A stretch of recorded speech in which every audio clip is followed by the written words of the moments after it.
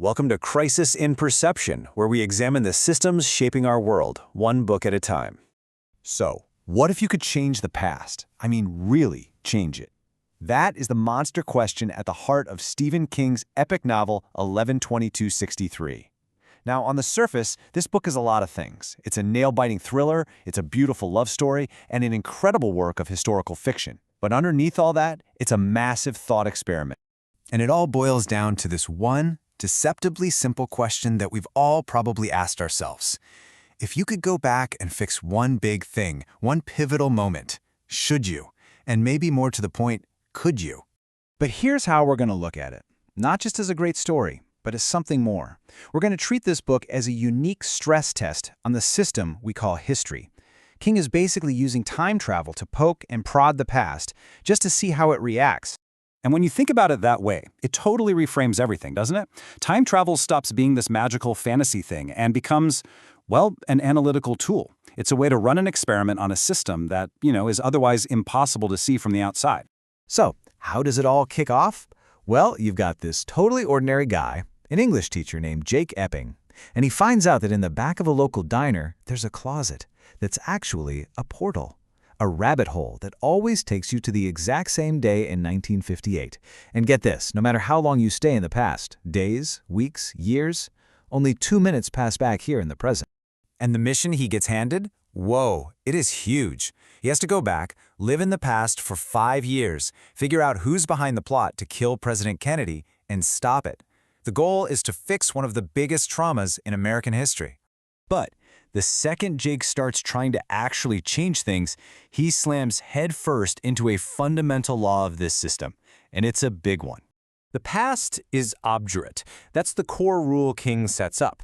History isn't just a passive series of events you can edit. It has inertia. It has this powerful, almost conscious resistance to being changed. The past actively fights back.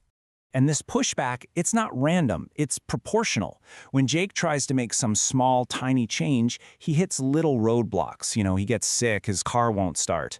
But the closer he gets to stopping the assassination, the more violent the pushback becomes. We're talking fires, accidents, murder. The system is protecting itself, and it does not play fair. So, that leads to the next big question, right? What happens if you actually win? If you push hard enough and manage to force a change, what's the price for that? Well, King has this fantastic term for the consequences. He calls them harmonies. Think of it like the butterfly effect, but way more poetic and terrifying. Every single change, even the ones made with the best intentions, sends out these ripples, these vibrations that cascade through time, creating all new, totally unpredictable patterns. And here is where the story gets really tragic. Jake's goal is noble. It's morally crystal clear. Save a good man, prevent a national tragedy. His intentions are perfect. But here's the thing about a system like history. It couldn't care less about his intentions. It only reacts to the input, to the change itself. So when Jake finally succeeds, he prevents the assassination and returns to our time, only to find a complete and utter dystopia, a living nightmare. Kennedy's survival, it turns out, led to a string of political disasters, a much worse Vietnam War, nuclear conflicts. Even the Earth itself is literally cracking apart with earthquakes.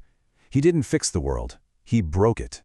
Which brings us to the key metaphor here. History isn't some simple river you can just dig a new channel for. It is a breathtakingly complex, tightly wound clockwork mechanism. And if you try to force just one gear, even a tiny one, to move differently, you don't adjust the time. You shatter the entire machine. So what's the big takeaway from this whole experiment? What do we learn by putting history under this kind of extreme stress?